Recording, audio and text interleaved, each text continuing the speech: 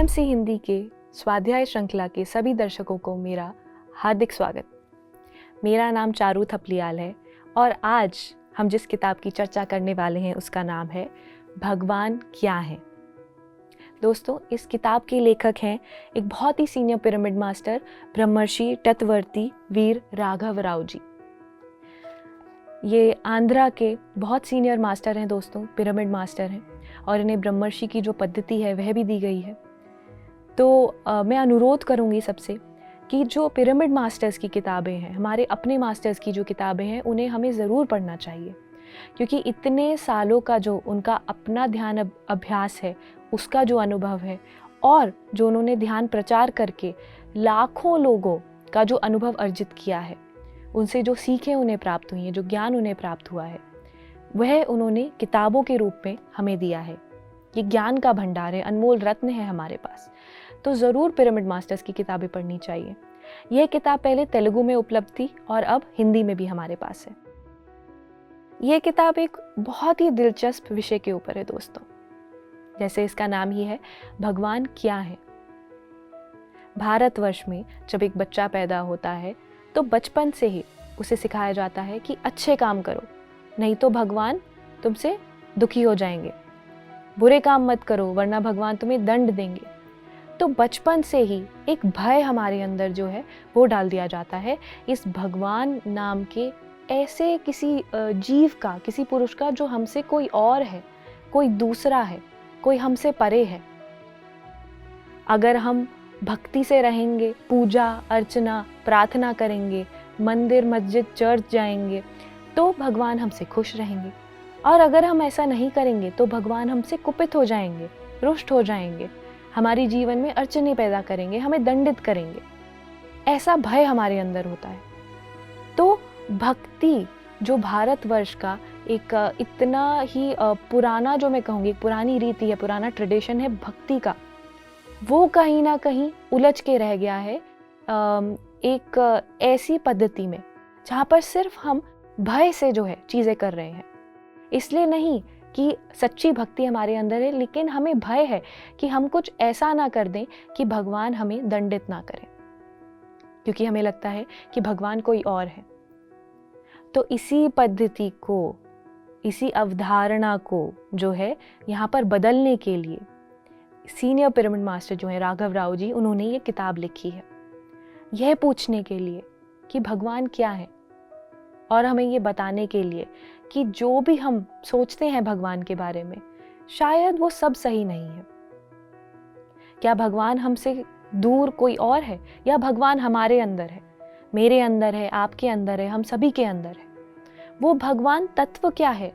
भगवान तो एक हमने नाम दे दिया, लेकिन यदि ये पूरा ब्रह्मांड चेतना से बना है और उसी चेतना के अलग अलग अंश को जब वो पदार्थ बन जाते हैं, हम अलग अलग नाम दे देते हैं, नामकरण कर देते हैं। तो एक नाम हमने दे दिया है भगवान नाम का, लेकिन वो भगवान पदार्थ क्या है, वो भगवान तत्व क्या है जो हम सभी के अंदर है, जो हम सभी को एक समान बनाता है, मानव जाति का एक हिस्सा बनाता है, उसके बारे में राघव राव जी ने इस किताब में प्रकाश डाला है दोस्तों। सबसे पहले तो वे ये कहते हैं कि भारतवर्ष में हम भगवान के बारे में सोचते ही हमारे मन में क्या आता है, एक विग्रह आराधना जो है, मूर्ति पूजा जो है, वो हमारे मन में आती है। वे कहते हैं शुरुआत से ही अनेक पीढ़ियों से भगवान के बारे में उचित अवगाहना न करके, भगवान को एक रूप का आकार देके उसी रूप की आराधना करते हुए विग्रह को ही भगवान मानकर इस भ्रम में मानव अमूल्य जन्म की शक्ति और समय व्यर्थ कर रहा है। इतना ही नहीं, जिसे पूज रहा है उसे पा भी नहीं रहा है। तो हम पूरा अपना जीवन जो है पूजा करने में बिता देते हैं दोस्तों, लेकिन उस पूजा से जो हम पाना चाहते हैं, जब हम ये ही नहीं जानते कि हम पाना क्या चाह रहे हैं, हम उसे पाएंगे कैसे? इच्छाएं पूरी नहीं हो तो निराश होकर, क्रोधित होकर आखिर में उस भगवान के लिए ही मत बदल रहा है, भगवान की निंदा कर रहा है। हमारा भगवान, आपका भगवान, ये झगड़ा कर रहा है इंसान। हमारा मत, आपका मत, इससे द्वेष भाव को बढ़ा रहा है इंसान। अंत में भगवान से ही रुष्ट हो रहा है। भगवान की अनंत शक्ति को जानने के लिए हम प्रयत्न ही नहीं कर रहे हैं। उनके बारे में ना जानकर, उनके आत्म तत्व को ना समझकर उनकी आराधना का फल शून्य समान ही रहेगा। उनके निजी तत्व को जानकर आराधना करने से ही धन्य हो सकते हैं। अवगाहना के लिए भगवान को कैसी भावना से देखना चाहिए, विग्रह में तथा भगवान के आत्म तत्व में क्या अंतर है, इस किताब में इस सब पर प्रकाश डाला गया है दोस्तों। पत्री जी जब अपने देह में थे वे हमेशा कहते थे, छोड़ दो पूजा कोई ना दूजा। क्या मतलब था इसका, कहना क्या चाहते थे वो ये कहना चाहते थे कि जो विग्रह आराधना है, मूर्ति पूजा हम कर रहे हैं किसी भगवान की, वो दूजा कोई और नहीं है, क्योंकि चेतना हम सब में वही है, ऊर्जा हम सब में वही है। हम सब भगवान हैं। जो सर हमेशा कहते थे यू आर अ गॉड, क्या मतलब है इसका, आप भगवान हैं, वो सबको यही कहते थे। भगवान क्या होता है दोस्तों? भगवान वह होता है जिसके अंदर अपने जीवन को अपने हिसाब से उसकी सृष्टि करने की शक्ति होती है। A God is someone who can create their own reality, यानी कि अपनी वास्तविकता का सृजन जो स्वयं करे वही भगवान है। तो पत्री जी हमेशा यही कहते थे, यू आर अ गॉड, आप भगवान हैं। भगवान कोई दूजा कोई और नहीं है, हम सब भगवान हैं। बस ये है कि कुछ मास्टर्स ने अपने चेतना स्वरूप को वो इतने उच्चतम स्तर पर ले गए हैं, उसको पूर्ण तरह से विकसित कर लिया है, अपनी पूर्णात्मा तक पहुंच गए हैं, तो वो हमसे ऊपर है आध्यात्मिक स्तर पर। तो एक मास्टर है जिनका नाम है कृष्ण, एक मास्टर है जिनका नाम है शिव, एक मास्टर है जिनका नाम है गणेश, लेकिन वह भी भगवान है और हम भी भगवान हैं। बस अंतर यह है कि हम अभी तक अपनी आध्यात्मिकता की जो यात्रा है उसमें पूर्णतः विकसित नहीं हुए हैं, लेकिन वो चेतना का तत्व, वो आत्म तत्व हम सब में वही है। क्यों? क्योंकि केवल ऊर्जा है जो ब्रह्मांड में बहती है। ये एक वैज्ञानिक तथ्य भी है दोस्तों। Energy can neither be created nor be destroyed. इसका क्या मतलब है कि जो ऊर्जा होती है ना उसका सृजन हो सकता है ना उसे नष्ट किया जा सकता है, वो केवल अपना जो है रूप बदलती है। तो वही ऊर्जा बह रही है पूरे ब्रह्मांड में सभी मास्टर्स के अंतर्गत। तो हम भी उसी ऊर्जा से बने हैं, यानी हम भी भगवान हैं। यहाँ पर राघव राव जी पूछते हैं, भगवान की आराधना करने से कष्ट कैसे मिटेंगे, इच्छाएं कैसे परिपूर्ण होंगी, आखिर में निराशा ही प्राप्त होगी। निराश होकर विग्रह का फोटो बदलने से, मन को बदलने से कुछ नहीं होता है। भगवान धरती में, हर मानव में, हर जीव में आत्मस्वरूप में स्थित हैं। जो आत्मा की आराधना करते हैं, आत्मा के ऊपर दृष्टि रखते हैं, वही भगवान की आराधना करते हैं। तो न केवल इस किताब में ये बताया गया कि भगवान क्या है, लेकिन यह भी बताया गया है कि सच्चा भक्त कौन है, सच्ची आराधना क्या है और उसे कैसे किया जा सकता है। ध्यान करना ही भगवान की आराधना करना होता है दोस्तों। इसी को भगवान के अनुग्रह को प्राप्त करके हमारे जीवन को धन्य करना कह सकते हैं। आत्मा की आराधना ही भगवान की आराधना है, यह श्रीमद् भगवद गीता में बताया हुआ विषय भी है। तो राघव राव जी हमें इस किताब में वही बता रहे हैं जो पत्री जी ने 40 साल से हमें बताया है। और ना केवल उन्होंने, अगर हम और पुरातन काल में जाएं तो योग वासिष्ठ नाम की जो एक किताब है, जो एक वार्तालाप है श्री राम और उनके कुल गुरु जो थे वशिष्ठ मुनि, उनके बीच में, तो वशिष्ठ मुनि ने भी श्री राम को यही बताया है कि विग्रह आराधना करने से कुछ नहीं होगा, कुछ प्राप्त नहीं होगा। तो भारत देश में विग्रह आराधना जो है वो इतनी लोकप्रिय हो गई है दोस्तों। पीढ़ियों से भगवान की आराधना करने वाला मार्ग यही है, इसी भावना में लोग जी रहे हैं। भगवान का रूप लेकिन कैसा होता है, जिसको देख सकते हैं वह भगवान कैसा होता है, यह प्रश्न पूछने पर भी उत्तर समझ में नहीं आता है। और इस प्रश्न का उत्तर ना हमारे माँ बाप के पास हमारे लिए होता है, या अगर हम किसी के पास जाएं, ज्ञानी महापुरुषों के पास, तो वो संस्कृत में या पाली में या ऐसी भाषाओं में जो अभी हमें समझ नहीं आती है, ऐसे श्लोक बोल देते हैं जिनका हमें लगता है हमारी निजी जीवन से कोई ताल्लुकात नहीं, समझ नहीं आते हमें। तो कैसे समझें, किससे जाकर पूछें? तो पत्री जी हमें यही कहते हैं कि आप आंखें बंद करें, स्वयं में जाएं, श्वास ही आपकी गुरु है, वही आपको समझाएगी। आपकी आत्मा के आप जितने करीब जाएंगे, अपने भगवान तत्व के भी आप उतने ही करीब जाएंगे। भगवान क्या है हम तभी समझ पाएंगे। जब तक हम बाहरी चीज़ों से लगाव रखेंगे, बाहरी चीज़ों में जुड़े रहेंगे, किसी और की पूजा, किसी और की प्रार्थना, किसी और की अर्चना, किसी और की आराधना, तब तक हम उस आत्म तत्व को कैसे समझेंगे? और जब तक हम उस आत्म तत्व को नहीं समझेंगे, जब तक हम खुद को भगवान के रूप में नहीं देखेंगे, हम दूसरे के आत्म तत्व को कैसे समझ सकेंगे? दूसरे को भगवान के रूप में कैसे देख सकेंगे? वो करुणा भाव, वो मैत्री भाव, वो धर्म कैसे आएगा? हमें समझ में कैसे आएंगी ये चीजें? जब तक हम खुद को और दूसरों को भगवान के स्वरूप में नहीं देखेंगे। यहाँ पर एक प्रश्न पूछते हैं राघव राव जी। कहते हैं, विग्रह में भगवान है तो दर्शन करने वाले, मतलब विग्रह तक जाने वाले, वापस घर क्यों आते हैं? आप बताइए। भगवान का दर्शन करने के बाद उन्हें छोड़कर वापस आ सकते हैं क्या? उनको वापस छोड़कर आने वाला उनका भक्त कैसे हो सकता है? बताइए। विग्रह को छोड़कर आ रहे हैं, मतलब विग्रह भगवान नहीं है, यही ना? विग्रह को खुद हमने ही बनाया है। इंसान भगवान को बना सकते हैं क्या? भगवान को बनाने की शक्ति हम में है क्या? भगवान को बना सकते तो हम खुद ही भगवान से बढ़कर ना हो जाते क्या? भगवान को बनाने की शक्ति होती तो हमारी इच्छाएं हम खुद पूरी नहीं कर पाते क्या? हमारे कष्टों को हम खुद दूर नहीं कर पाते क्या? हमारे बनाए हुए विग्रह की ही प्रार्थना हम कर रहे हैं। ग्रह मतलब ग्रहण करना, विग्रह मतलब बिना ग्रहण करे रहना। हम सब विषयों को ग्रहण करते हैं, वैसे ही मन से कुछ भी ना ग्रहण करना ही विग्रह है। इसलिए विग्रह पाने के लिए विग्रह की आराधना करने से कुछ नहीं होता है। श्वास के ऊपर ध्यान रखने से ही सब कुछ होता है। श्वास के ऊपर ध्यान करके विग्रह करना ही निग्रह है।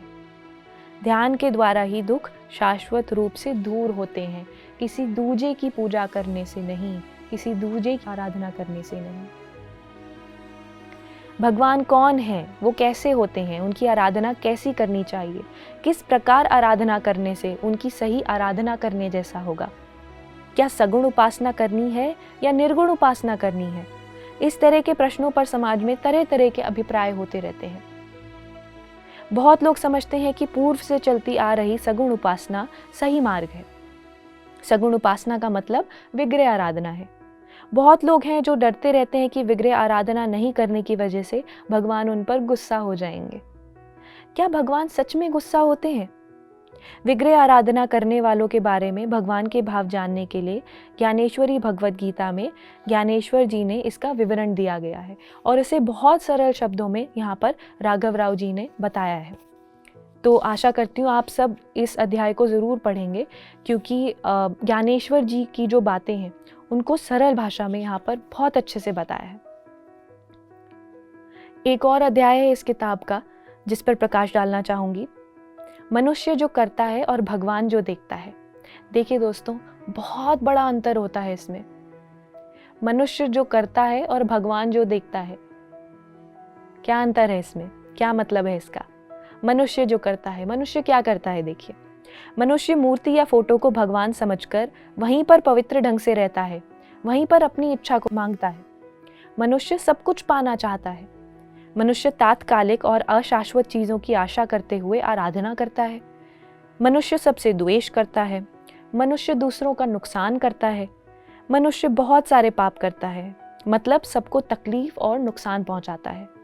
मनुष्य अपने पाप कर्म और कष्ट को दूर करने के लिए प्रार्थना करता है। मनुष्य आशा करता है, मनुष्य चाहता है, मनुष्य भीख मांगता है, मनुष्य अनुरोध करता है, मनुष्य उपहार देता है, मनुष्य दूसरों का उत्थान करने को कहता है, मनुष्य पूजा करता है, मनुष्य भजन करता है, मनुष्य श्लोक पढ़ता है, मनुष्य नाम का जाप करता है। मनुष्य आचार के नाम पर अपने देह और वस्त्र को साफ करता है। मनुष्य अपने सिर को मूंढता है। मनुष्य अपने काम को प्रधान मानता है। मनुष्य अपने देह को सुंदर बनाकर मंदिर जाता है। मनुष्य बाह्य शुद्धिकरण को जरूरी मानता है। मनुष्य सबको अलग अलग नज़र से देखता है। तो ये तो वो सारी चीज़ों की सूची हो गई जो मनुष्य करता है, लेकिन भगवान क्या देखता है? कभी हमने ये सोचा है? भगवान क्या देखता है? क्या मानव हर जगह पवित्र है? ना केवल मंदिर में। इस चीज़ को भगवान देखता है। जो मैंने दिया, क्या वो उसे सबके साथ बांट रहा है, इस बात को भगवान देखता है। भगवान शाश्वत चीज़ों को कमाने के लिए कहता है। भगवान देखता है कि क्या मनुष्य सबसे प्यार कर रहा है। भगवान देखता है कि क्या मनुष्य दूसरों की मदद कर रहा है। भगवान देखता है कि क्या मनुष्य सबका भला कर रहा है। भगवान चाहता है कि मनुष्य साधना द्वारा अपने पाप कर्म और कष्ट को दूर करे। क्या मनुष्य प्रयास कर रहा है। प्रार्थना के बिना भी सिर्फ अच्छी तरह काम या कोशिश करने पर भगवान अच्छा नतीजा मनुष्य को देना चाहता है। मनुष्य स्वयं सब हासिल करे, भगवान यह चाहता है। भगवान चाहता है मनुष्य मेहनत करे। प्रेम, सत्य और धर्म के पालन को भगवान देखता है। भगवान उत्थान करना चाहता है। क्या मनुष्य अच्छे काम कर रहा है, भगवान ये देखता है। क्या मनुष्य दुनिया की सेवा कर रहा है, भगवान ये देखता है। भगवान गुणों को देखता है। क्या मनुष्य ने अपने मन के अंदर की मलिनता को साफ किया है, इस बात को भगवान देखता है। क्या मनुष्य ने बुरे दरवाजों को बंद कर दिया है, इस बात को भगवान देखता है। काम के पीछे मनुष्य की भावना क्या है, इस बात को भगवान देखता है। क्या भावना खूबसूरत है। क्या अंतर्मन शुद्ध है, इस बात को भगवान देखता है। क्या मनुष्य ने अपने गुणों को ठीक किया है, इस बात को भगवान देखता है। भगवान देखता है कि क्या मनुष्य सबको एक नज़र से देख रहा है या नहीं। तो हम इस चीज़ के बारे में कभी नहीं सोचते दोस्तों। हम क्या सोचते हैं कि अगर हम नारियल चढ़ा देंगे, केला चढ़ा देंगे, कुछ मंत्र पढ़ लेंगे, तो उससे भगवान हमसे खुश हो जाएंगे और जो हम चाहते हैं हमें वे दे देंगे। या दूसरी तरफ हमें लगता है कि ये सब करने से भगवान हमसे रुष्ट नहीं होंगे और हमारे जीवन में और तकलीफ़ें नहीं आएंगी। पर कभी हम अंतर्मुखी होकर ये नहीं देखते कि हम कितने लोगों को, कितने प्राणियों को, कितने जीव जंतुओं को कष्ट दे रहे हैं, दुख दे रहे हैं, उनको नुकसान पहुंचा रहे हैं। हम कितने लोगों की सेवा कर रहे हैं, कितने लोगों को ध्यान ज्ञान दे रहे हैं। राघव राव जी यहाँ पर एक और जो है विषय हमें बताते हैं। वो कहते हैं इस दुनिया में दो तरह के लोग होते हैं। भगवान का अवगाहन करने वालों को योगी कहते हैं और भगवान का अवगाहन नहीं करने वाले को भोगी कहते हैं। तो योगी कौन और भोगी कौन, ये 22 जो है ऐसे बिंदुओं से, 20 ऐसे बिंदुओं से राघव राव जी ने हमें समझाया है इस अध्याय में। योगी कौन और भोगी कौन, और भगवान का इनसे क्या रिश्ता है, क्या नाता है, वो उन्होंने हमें बताया है। और भगवान को हम कहाँ पा सकते हैं दोस्तों। हमें क्या लगता है, हमें लगता है कि देवालय मतलब, आलय का मतलब क्या होता है, आलय का मतलब होता है घर। तो देव आलय मतलब जहाँ पर भगवान रहते हैं। हमें क्या लगता है, मंदिर, मस्जिद, गुरुद्वारा, चर्च, सिनेगॉग, यहाँ सब तो भगवान रहते हैं, यही तो देवालय है। लेकिन राघव राव जी कहते हैं ऐसा नहीं है। सच्चा देवालय क्या है, कहाँ है सच्चा देवालय। अक्सर हम बच्चों को मंदिर जाने के लिए कहते हैं। वे कहते हैं भगवान का मंदिर समझकर न जाने कहाँ कहाँ जाते रहते हैं, कितनी तीर्थ यात्रा करते हैं, लेकिन असली देवालय क्या है हम ये नहीं जान पा रहे हैं। आलय का मतलब रहने वाला प्रदेश है, देवालय का मतलब भगवान के रहने वाला प्रदेश है। असली भगवान असली देवालय में होते हैं। इसीलिए सबसे पहले हमें पहचानना चाहिए कि भगवान है कहाँ पर। जहाँ भगवान होते हैं उस आलय पर हमें जाना चाहिए। इसके अलावा अगर हम ऐसे आलय में जाते हैं जहाँ पर भगवान नहीं होते तो इसका क्या फ़ायदा। असली देवालय को पहचानने के लिए सबसे पहले हमें जानना चाहिए कि भगवान कौन है और वे कहाँ होते हैं। धरती पर भगवान को पहचानने और भगवान को पाने का मार्ग सिर्फ एक है। वो ये है कि भगवान हर किसी के अंदर आत्मा के रूप में बसे हुए हैं। इस बात को भगवत गीता में श्री कृष्ण भगवान ने बताया है। इसका मतलब हमारे शरीर में जो आत्मा है वही भगवान है दोस्तों। इसीलिए जिस शरीर में आत्मा है वही असली देवालय है। आदि शंकराचार्य जी ने कहा है, देह ही देवालय है और जीव ही देव है। भगवान कहीं बाहर नहीं है दोस्तों। छोड़ दो पूजा कोई न दूजा, भगवान कहीं बाहर नहीं है। भौतिक आंखों से भगवान को नहीं देख सकते हैं, भगवान का रूप नहीं है, इसलिए बहिर्मुखी तरीके से बाहर ढूंढने की ज़रूरत है ही नहीं। अंतर्मुखी होकर अंदर ढूंढना है, मतलब अंतर्मुख हो जाना चाहिए। भगवान पर दृष्टि रखने के लिए भगवान कौन है, कहाँ रहते हैं, यह जानना होगा। हम जान चुके हैं कि वो सबके अंदर आत्मस्वरूप में रहते हैं, इसीलिए आत्मा पर दृष्टि रखना भगवान पर दृष्टि रखने के समान है। आत्मा कौन है? आत्मा हमारा स्वरूप है, इसलिए आत्मा पर यानी हमारे स्वरूप पर दृष्टि रखना ही असली भक्ति है। हमारे स्वरूप के अनुसंधान होकर रहना असली भक्ति है। उसका मार्ग श्वास पर ध्यान है, यानी ध्यान करना भक्ति है। ध्यान के द्वारा हम हमारी आत्मा के साथ रह सकते हैं। किसी भी इच्छा के बिना आत्मा पर दृष्टि रखना सच्ची भक्ति है। भगवान से किसी भी चीज की आशा किए बिना ध्यान करना असली भक्ति है। गीता में श्री कृष्ण भगवान द्वारा बताया गया निष्काम कर्म यही है। तो दोस्तों, छोड़ दो पूजा कोई ना दूजा, क्यों कहा पत्री जी ने ये, और राघव राव जी ने इस किताब के माध्यम से हमें क्या सिखाना चाहा? भगवान कहीं और बसे हुए कोई दूजे नहीं है। वो भगवान तत्व हमारे अंदर ही है, वही हमारी आत्मा है। और आत्म स्वरूप हम जब अपने आप को पहचानते हैं, अपने अंतर्मुखी होते हैं, तब हम दूसरों को भी जान पाते हैं, उनको भी पहचान पाते हैं, उन्हें भी भगवान का ही रूप समझकर उनके साथ रह पाते हैं। और जीवन जो है एक बहुत ही कोमल, निश्चल, सरल और आनंदमय यात्रा बन जाती है। तो मैं आशा करूंगी दोस्तों कि आप सब इस किताब को ज़रूर पढ़ेंगे। भगवान क्या है, ये जो लेखक हैं, जैसा मैंने कहा, ब्रह्मर्षि राघव राव जी, इन्होंने ये किताब अपने सालों के अनुभव के बाद लिखी है और एक बहुत सीनियर पिरामिड मास्टर हैं। तो पत्री जी की भी बहुत सारी ऐसी चीज़ें इस किताब में उन्होंने लिखी हैं जो उनके मुंह से निकली हैं, जो उनकी सीखें हैं, और उनको कैसे राघव राव जी ने समझाया और किताब में उतारा है। जैसे जैसे आप किताब पढ़ेंगे आपको समझ में आएगा। तो इसी विचार के साथ जो है आज की स्वाध्याय श्रृंखला में जो ये कड़ी है, इसका समापन करना चाहूँगी, इस आशा और उम्मीद के साथ कि आप पीएमसी हिंदी और स्वाध्याय के साथ बने रहेंगे। हम आपसे जल्द ही मिलेंगे एक नए एपिसोड के साथ। धन्यवाद।